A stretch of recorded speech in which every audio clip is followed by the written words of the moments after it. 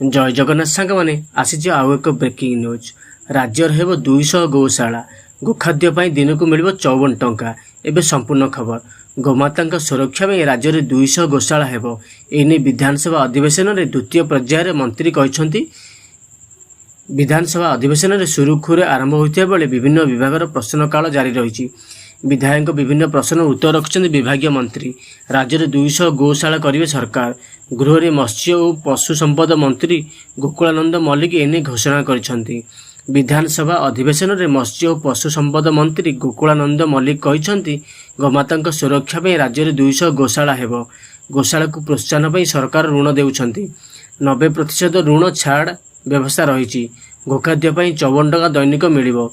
यह गौशाला करने को सबू विधायक मंत्री अपील करिसेंती। वर्तमान ये ब्रेकिंग खबर को ये समाप्त करुच्ची। वीडियोटी भल लगी बहुल परिमाण लाइक शेयर सब्सक्राइब कर भूलु ना। जय जगन्नाथ, धन्यवाद।